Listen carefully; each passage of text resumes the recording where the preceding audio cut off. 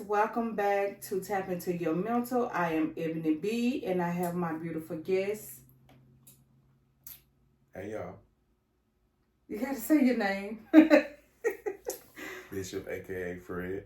Whatever Okay. you want to call me. So today we back. How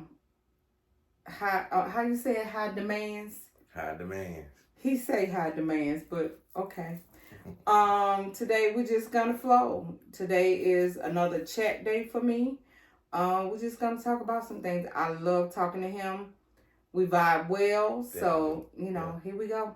Let's get it. So I really want to just tap into, and I gotta get comfortable, you guys. I really want to tap into healing from a broken relationship today. Okay. A lot of people have broken relationships. A lot of people break up, get back together. A lot of people get married, get divorced. Right. And not putting, our business out, but you have been in a marriage before. Right. Now divorced. Right. So how do you go about healing from a broken relationship? Well, in my ex-marriage, it took a lot to heal from that. But we have a friend type relationship. We always had that from the beginning. Mm-hmm. And we have that now. We co-parent very well. A lot of people get jealous of how we co-parent, but that also played a part in healing, because she taught me, I taught her. You know what I mean? And we always talked our stuff out. Whatever we had going on, we wanted to cuss each other out. We'll cuss each other out, but then one of us came to each other like, all right, so what's really going on? So that helped. So it sounds like I'm going to say being married at a young age. Yeah. Having to grow. Mm-hmm. Step outside your younger self to be grown enough to say, I still love or care about this person, right. Especially when co-parenting. True. Right. Okay. Right. Well, the reason why we became good co-parents is because of the kids. You know what I'm saying? Okay. And we had to kind of mend everything. Okay. Because we was young. We didn't know what we was doing. Okay. We was just kind of like going with the flow and doing what everybody wanted us to do. What the family wants you to do, what your parents want you to do. And a lot of that played on our marriage. Yeah. Because we wasn't being ourselves. We was being what everybody else wanted us to be. I can understand it. I got married at a young age as well. To me, a young age is in your early 20s. I got married in my early 20s.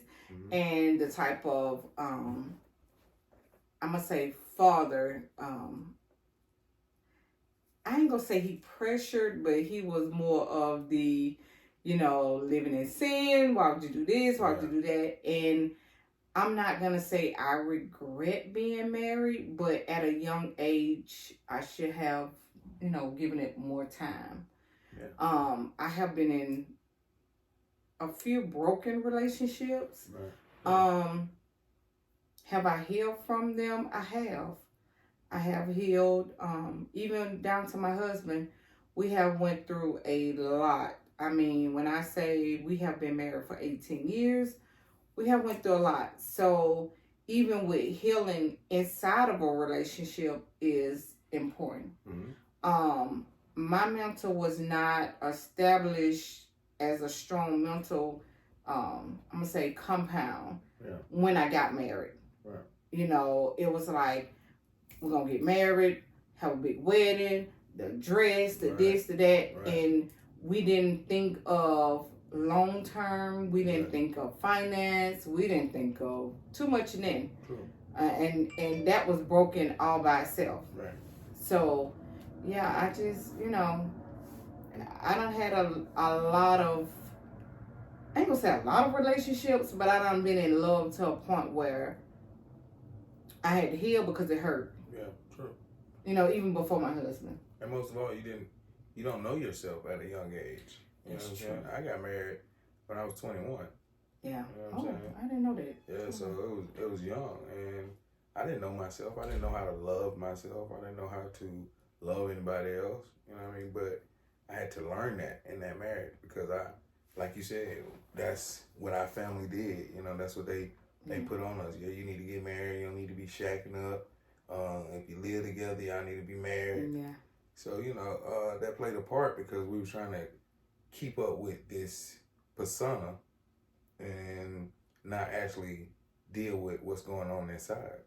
Yeah, I can say, looking at a lot of people that I know, like you said, you know, some people did it for the wedding. Some Yeah. people did it for the nice dress. Some Right. people did it because other people in their family was doing it, and now they are healing from a divorce or a broken relationship. Right. Because you can still be in a relationship Right. and it's broken, and you can still be healing from it. Right. So that was a topic that just ran across my mind because I know a couple of people that are going through the process of trying to heal from either what they got going on now or their past relationships. Exactly.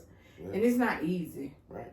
It is not easy. I've had so many conversations, and you know how we just, you know how you talking with the girls, or you, even when we just sitting around talking, and you be like, okay, well, I want to be married, right, or I want to be in a relationship, but are you mentally there? Exactly.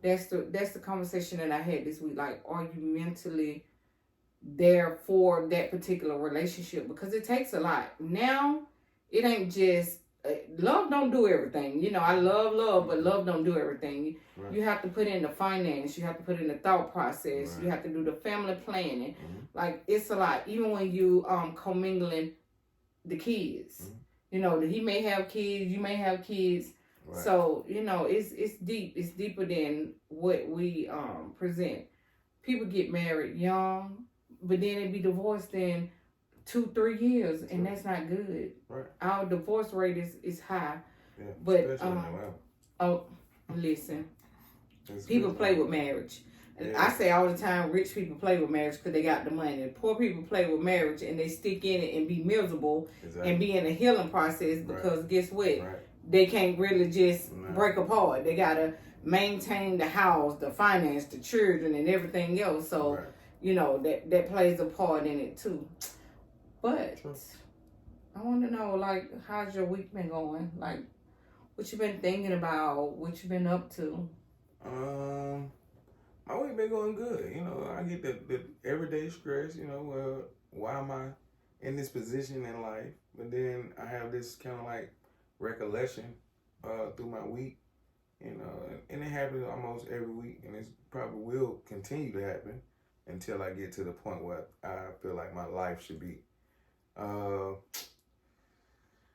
Dealing with me being in security, it's always something, you know, it's always something stressful going on. You always seeing a lot. Seeing a lot. Seeing a lot. Seeing a lot. And through the week, just seeing how, most of all, that played on my mind this week was how our people are.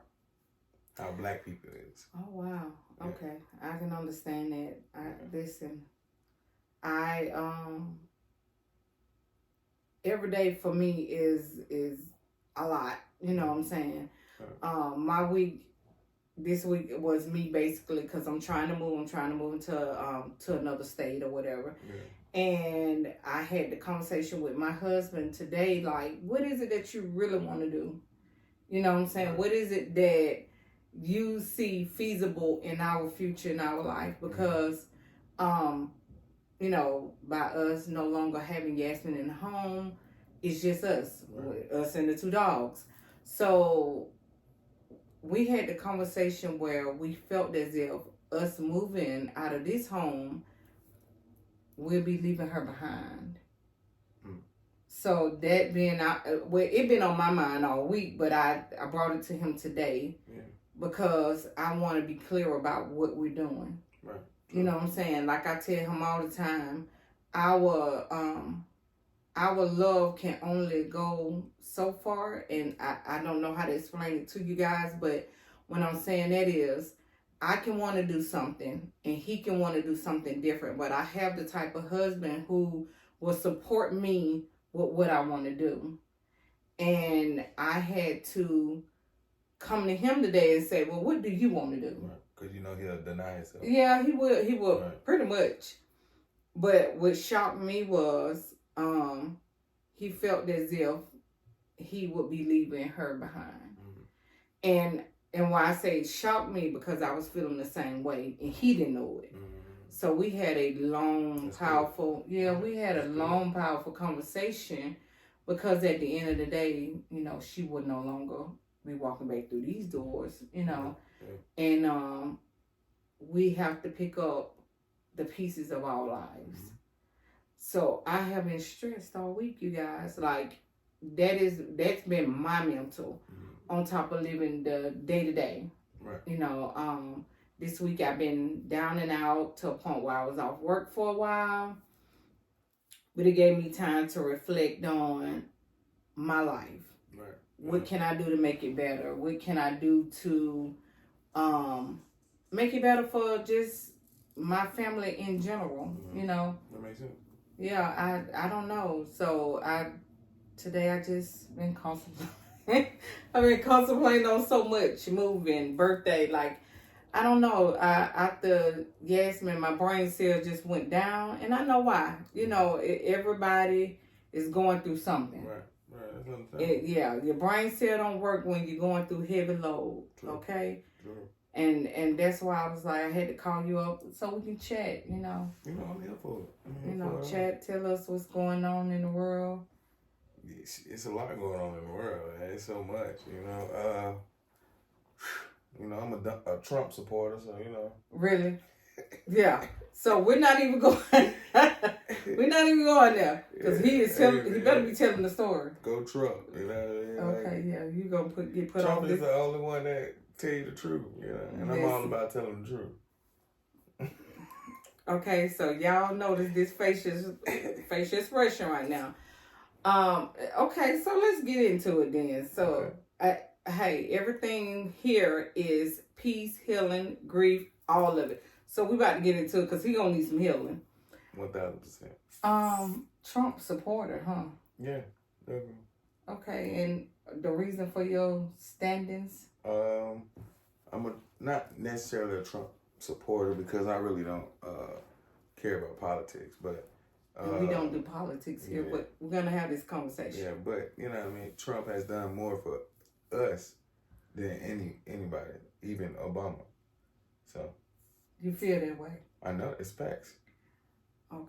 Statistically. So due to the fact, you guys, that I don't know nothing about politics like that, and don't know, we're gonna have this conversation off camera, and then we're gonna come back with the conversation, because I need to have my points. Now see, he took advantage of the brain day.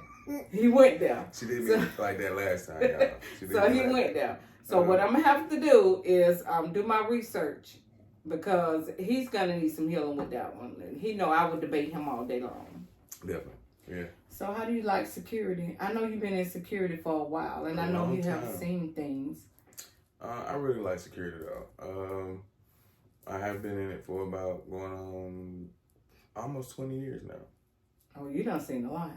Seen a lot, done a lot. Most craziest thing I've seen is I can't just name one, so yeah. But today was a day today. Dealing with somebody with mental illness, like when they don't take their drugs, they're totally different. Oh, that's true. Is it prescription drugs, street drugs? Prescription. Yeah. Oh, okay. Like the apartments that I got a contract with, they have this program for mental illness people, and like grading and everything is involved. Mm-hmm. So when I deal with them, I have to deal with them at a certain type of level. Okay. I can't deal with them like how I would be aggressive, or I can't necessarily use verbal judo with them, because they're not in their right mind. Okay, that makes sense. Mm-hmm. That makes sense, and I learned this a long time ago. How you talk to someone and how you treat someone plays heavy on their decision making. Right. Exactly. Because if you're aggressive, they're gonna come off aggressive. True. So if you hold them with gloves, sometimes you'll get a different result. So right. Wait. Or a way to go straight to their mental. Like I didn't know him, so but if he was like a loved one or he was my sister, my brother, I would know how to tap right into his mental to get him back on track. But this guy was, he was outright. He to me, when those real people like that, the mental illness people, I see the devil in them.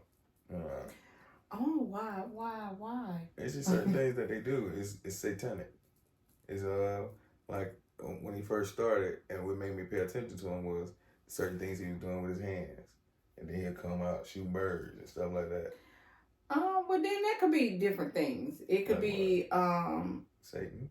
No, it could be trick. Witchery. No. It's a disease. It's called trick. Yeah. But it could. Okay, so let's talk about mental illness first. Okay. Let's get into how I would never say Satan. There are some people out there that are hellbound, but I wouldn't say mental illness is a result of some type of evil. I will say that mental illness is a brain function. It is lack of brain thought, brain function, just the way of being in natural zones. Right. They could easily feel as if they're in a evil capacity or Satan capacity, but that's not the case. It's just a chemical imbalance in the brain. Now, even with them taking medicine, it could either make them worse or better. Right. Even with his hands function, those are just nerve system that is coming from his brain. Exactly. So I wouldn't say evil. I wouldn't necessarily say evil, but I would say it's a spiritual switch that comes on, because it's, to me, I say it's evil because, like you just said, it has something to do with your brain. Yeah. And what is more connected to your brain? Your spirit, your soul. I get that, but you have to, just say for instance, don't nobody want to go through having no control over their body. Okay. So 9 times out of 10 with this particular person, if he wasn't, if he was flicking out birds, he was having hand gestures. These are things that have made him be comfortable in his brain. He's not comfortable. Right, but his comfort level is him flicking the bird or moving his hand. How is that comfortable? That's what I'm, okay. That's something taking over you. That's what I'm saying. But in his comfort level, so his body's already taken over. He's already suffering from mental illness. Right. 9 times out of 10, it is hard for him to be still. True. It is hard for him to calm down. Right. So his comfort level is for him to move his hand, flick his finger, or even be outright. And what does the Bible say about the devil? I mean, he moves to and fro. We can say that. we can say that. I'm just saying. But I'm just saying, like. Well, you can't be still once your brain. You can't control what's going on in your brain, right? Correct. So something is controlling you. That mean that I'm not talking about the diluted mental illness. I'm talking about the biggest mental illness that you can fathom. You know what I mean? Because they can't control themselves at a certain point, and something takes over them. So when you're looking at somebody with mental illness, is that all? That's all you see, or no? Because you can have I've seen mental illness people that have not a evil spirit or evil vibe about them. You know what I mean? I've seen them having different, but they're more like But is that until they're pushed a certain kind of way? True. Something is taken out of their memory. You know what I mean? Like if I take a bear away from a mental illness person, that's they way of controlling themselves. You know what I mean? Then they gonna switch into that evil. I see now. We're gonna have to. I see now we will be here all day for one thing, and for another, we're gonna be well educated before this is all over You gotta with be messing with me. because no, because I truly don't think that Yeah. having mental illness, lack of thought, Mhm. lack of control Right. is an easy process. And I wouldn't consider it as evil, even when you have those who are out here doing evil things. And let me tell you why. Once again, they don't have control over their thoughts. They don't have control over their mind. So is that not evil? I wouldn't say evil. I'm sorry. You know, you have some people that are evil, but then you have some people that are in a mental capacity to where they don't have control over their mind and they snap. They snap because why? You're not gonna convince me that everybody is evil that has mental. No, I'm not saying. I never said that everybody that has mental illness, because even I have mental illness. I mean, You know what I'm saying? But yes. it's not to the capacity that I have to take drugs for it, or I have to go sit in a mental asylum or something like that. Okay, you're saying that now, but who's to say on down the line? That's a possibility. Okay, then.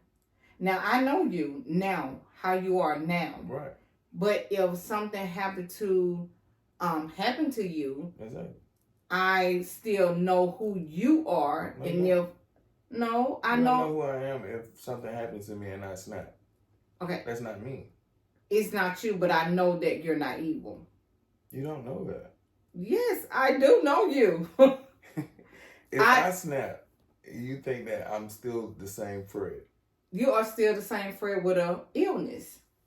I'm the same Fred, but I'm out of my mind at that point. With an illness, though, you're still the same person. You have an illness. It's an illness. Why do you think we have to treat them a certain type of way? Because they're not the same person. Okay, but yet and still, if you had a child, or you do have kids, but if you had a child, you know your child, you raised your child, and all of a sudden one day he got a hold to some wrong weed and he becomes schizophrenic and bipolar. Right. There are chances where he's gonna be out here snapping. There's a chance where he's gonna do something he ain't got no business. That is still your child. That is still somebody you know. He just have a mental illness. Yeah, and what that's why I say I kind of rather me live like the Mexicans. You know what I'm saying? Because if you always got somebody around you, somebody know what's going on. I with cannot like this podcast. He gonna have me booted before I even get started. Hold on. I'm explaining myself. Let me explain myself. Go ahead. So you see how the Mexican, the Chinese folk, and the Orientals and the Spanish folk, all them folk, right? Yeah, they live together. Okay. You know what I'm saying? It'd be 13, 14 on them in a 2-bedroom house, right? Okay. So they tight knit. You can't separate them out that house. You know what I'm saying? But they know each other. So if Alejandro start acting up. Okay. Alejandro start acting up. Suzanne or somebody should know. Okay, Alejandro having an episode. We need somebody go get him some medicine. Somebody go do something. Ain't nobody calling the police because everybody in the house know what's going on. So you feel like that's just this is stereotype. You do know that, right? Wow. Black people do the same thing. No, we don't. Oh my God. Not everybody, but I'm pretty sure we do. No, black people don't. If I knew you needed your medicine, baby, I would go get your medicine. Do we live together? We don't have to live together. We do. Mexicans live together. All Mexicans don't live together. What them in Koreans? They live together. Stereotype. This is gonna be. If we all stay, I'm saying, if we all stayed in one house, then I would be able to control when you have your episodes, or you be able to control when I have my. You know what I have found out? Yeah. We're unable to control anything. That's not true. Oh, yes, it is. You can't control nothing. Listen, we can barely control our lives. True. So no, you cannot control nothing. We can all live together, but if I have an episode and I just be having to walk toward the step and end up having an episode, I can fall down the steps. Or if you walking by me and we all live together and I'm having an episode, I can just snap and start just humming. We can't control everything because we all live together. I'm glad you said that. So I seen this video one time, and it was this man, an ex-veteran, and he was having an episode on the plane, and some other man tried to like cuss him out and tell him to shut up and all that stuff, but his wife or his girlfriend or something like that, she started singing like a song or something like that, and then told the whole plane to join in and sing the song. You seen him mentally come back to himself. Okay, she knew what to do to calm him down. So with that being said, if we all stayed in the house like Mexican, somebody know that they need to sing me a song or something, or give me my teddy bear so I can get back to myself. Yeah, he's not gonna be on high demand. Like, I just, I don't know if it's the wine, but this ain't no. This got 1% in it. Listen, this is stereotyping, 1%. Okay? It's the truth. I believe it's the truth. No, that's how you gonna tell me that it ain't true?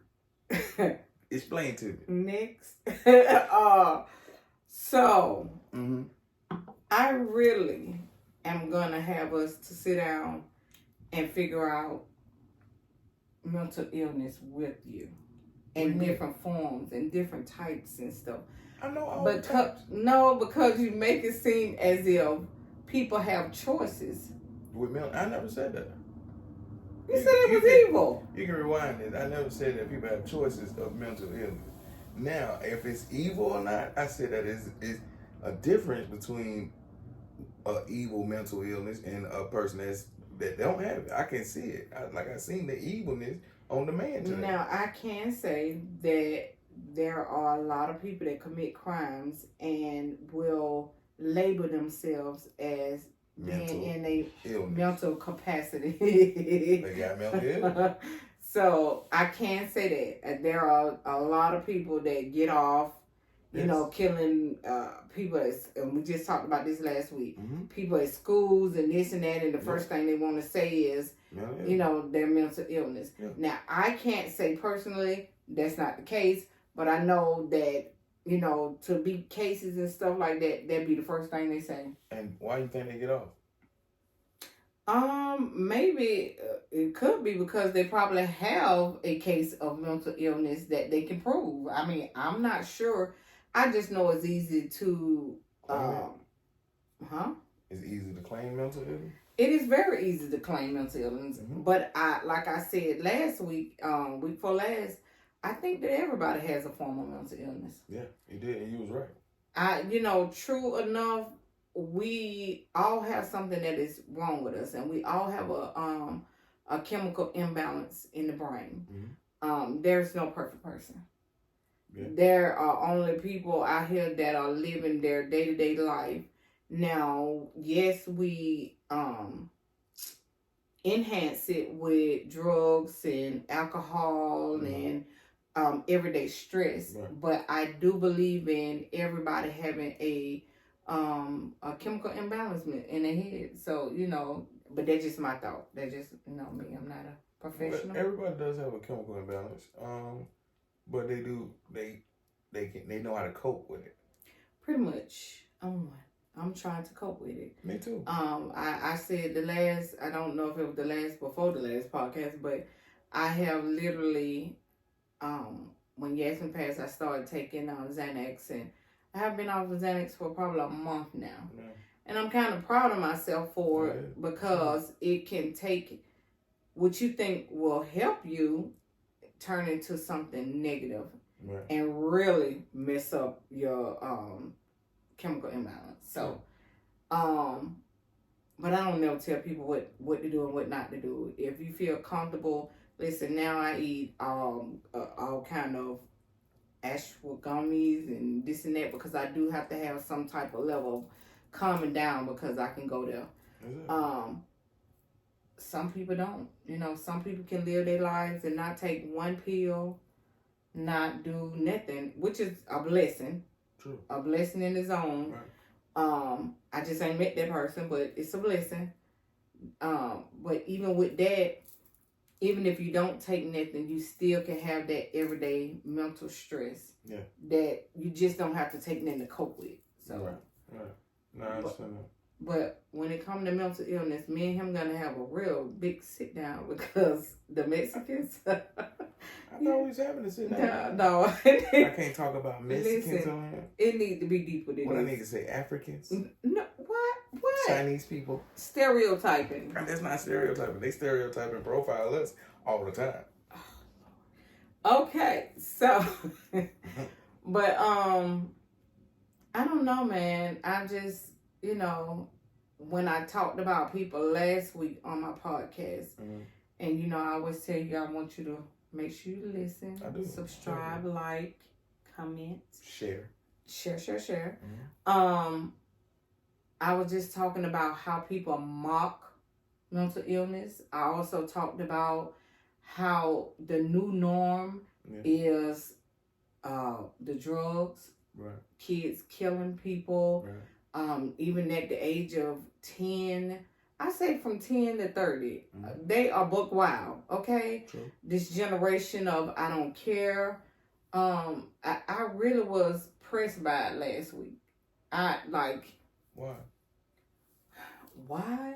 Because when I was coming up, we skate down the street, we rode bikes, we hung out, we had balloon fights, we live life. Now they taking life. True. They I am so listen, when I say I'm so scared to say something to somebody, even though I'm that woman. I am that woman. Right.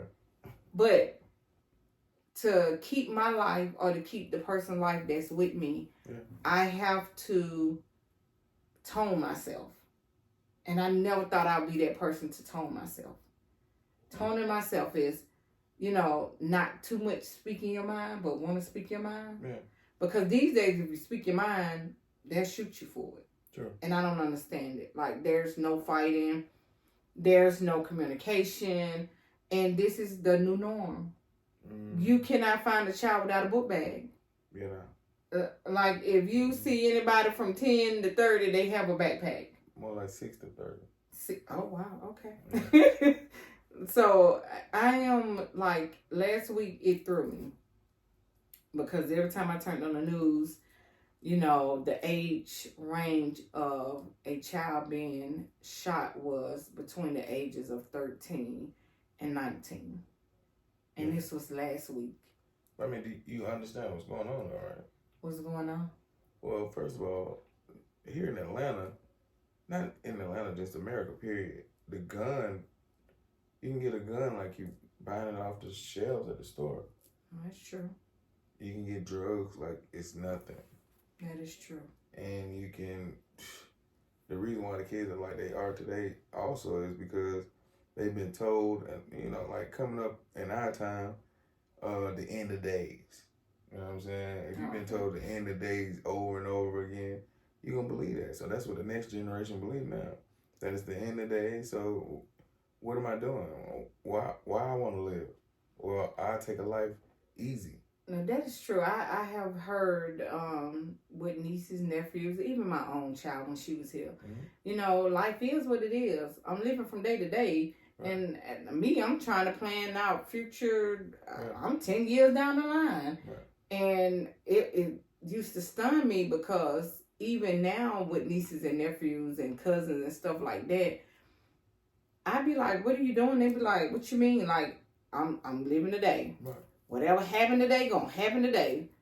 If I make it tomorrow, then good. If I don't make it, I ain't scared. Right. That's deep to me. Now that's deep. Well, they say they're not scared because they really are scared.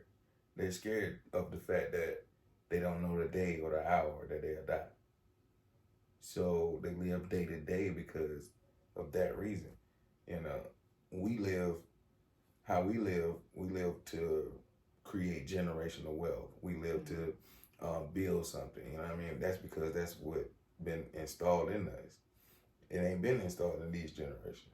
They like, oh, well, I've been told that I'm gonna die tomorrow. I can die tomorrow. I can die in my sleep. Yeah, they don't expect to live to see 21 now. At all. No. You know, it is shocking. 21, I'm planning the whole party. That part. If you mention 21 to a 18-year-old or a 17-year-old, they'd be like, 21. We'll get that when we get, you know. If I make it. That's how they is. That is deep to me. It's sad. That is, yeah, it is. It's pretty sad. Because I have seen a clip. I saw a clip on Instagram where a bunch of guys standing around with their backpack, 9 times out of 10 with their gun. But when they got ambushed, it defeat the purpose of you walking around with your gun because you didn't even make it. You didn't get a chance to grab your backpack. You didn't get a chance to grab your gun.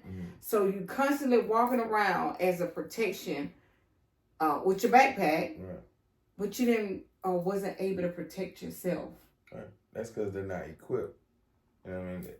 You're not aware of your surroundings. Not aware. That's what I mean by equipped. You're not aware of your surroundings. You don't know how to use a gun, really, to tell you the truth. And I would never carry my gun in my backpack. Right. My God, yeah, I used to have those conversations because every little guy that my daughter brought around, I swear I was like, even she was grown and they was grown, but baby, what's up with the backpack? I was like, you just like y'all think that because y'all showing that I got my protection that you're protected and you're not protected. No, you're right, 1,000%. That's how they think though. I don't like the new norm. I said that last week. Like this new norm, you know, the killing, the drugging, like it's becoming a lot. Well, it was prophesied to us that it was gonna be like this though. Okay. That's why it's not surprising to me. Okay. You know, the way it is today is not surprising. To me, it's only gonna get worse. I can see that. I don't foresee nothing that's, you know, roses and I do see worse because not until things change. Yeah. Things have to change with our economy. Things have to change with us. Things have to change with how we feel about people. Love got to come back. You know what I mean? Because everybody got like we said earlier, everybody got a mental illness about something. Yeah. So, But you just said something like how we feel about others. Like, to me, they don't have feelings. No. To me, it's just like I walk out my door and, it is who it is. I don't know that person. Right. That ain't a life. That's just somebody that just rolled up on me, you know. Right. Or that's somebody disrespecting me. Yeah. Now, back in the days, I ain't gonna say we didn't have killing, but it wasn't as so frivolous as this. Like, this is petty. A lot of this stuff be petty. True. A lot of it. I'm like, you just ride by and just feel like you want to shoot up somebody's house today. Yeah. That's how they are. But then do you call that mental illness or do you just call that... No care for life? No, naive, young, dumb, like a lot of other stuff, but I don't know about mental. Young and dumb, and we ain't gonna shoot up for no reason. That's true. You know what I mean? That's true. They just do dumb stuff because they not mentally equipped. You know what I mean? They brain ain't developed like our brain developed. They don't eat the same thing that we eat. They ain't been treated the same way. Drugs ain't the same. Drugs definitely not the same. Yeah. It ain't no more just regular drugs. That's true. Anytime you get anything out here now, it's laced with something, got something in it. That fentanyl is for real. That is true. I can say that the level of drugs in the world is way deeper. Yeah. Yes, we done had down in the 70s when the drug lords and all that came about, whatever. Right. But now it is way, because it's cut different, everything is different, and it is playing with the mental. Right. It is making that their brain just washed completely out. Right, because everybody's a scientist now. You know what I mean? Back then. Oh, that is, yeah. So back then, you know, the drugs was kind of like because all your drugs come from something natural. You know what I mean? You got the poppy seeds, you got the marijuana. Marijuana come from a seed, poppy seed, cocaine, Everybody all want to that. play with it. Right. Now everybody add stuff to it, add some whatever stuff they find up under the bathroom sink. You know what I'm saying? So now it's cut different ways. It ain't the same. Yeah, it breaks my heart. Listen, it breaks my heart. I have witnessed it in my own, families and stuff like that. Like, Yeah. It breaks my heart. It's, I know kids smoke. I know they, might want to drink every now and then, but it have become to a level of being scared. I'm scared for these kids out here. I'm scared for their future. I'm scared for the future of the kids. I'm gonna be honest. Even down to the pandemic babies, that they kind of little, different as well. So. Well, to me, this is what the government wanted, the system wanted. Oh, of course. That's how we run. Right. That's they wanted to be where we don't have a future. Yeah. And I mean, because they know everybody dies. It's just the amount of time of the time period, and who's left in that time period. Do you have weak-minded people in that time period, or do you have strong-minded people? If you have weak-minded, you can take over anything. Let me tell you what's crazy, and I know you guys might not know, like, for Atlanta, but in Atlanta, there's a area called Simpson Road. Mm-hmm. Somebody told me the reason why they're not trying to build, the police don't be in the community as heavy, is because that's how the government is making their money off the deaths of the people, the junkies, 100%. the ran down buildings where they, bodies are found. Like, right. they won't change that area due to that fact.